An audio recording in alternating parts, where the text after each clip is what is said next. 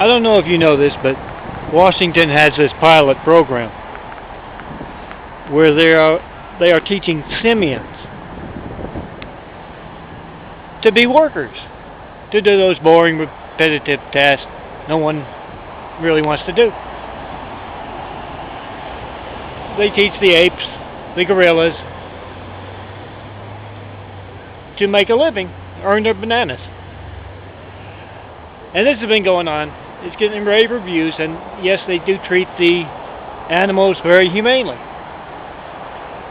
It was going on in the White House, and yes, there was an incident. One of the staff members was making fun of the way one of the apes walked, and Barack just went ballistic. He started yelling and screaming at the man.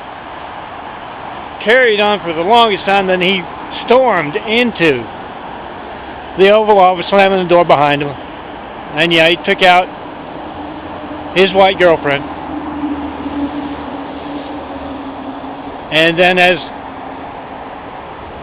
the sun set there in Washington, he just stared out that window for the longest time, thinking back to when he was a young child and the maid was driving him. And Barack said, "I hate that school." And the maid asked why. And Barack told her, "No one else is like me there." And she said, "What do you mean by that?" And Barack says, "Well, for one thing, none of the other kids need electrolysis." And then, as a tear rolled down a very hairy young face, the maid pulled up in front of that hair removal place. And she looked him in the eye and she said, "Barack, that just means you're very special.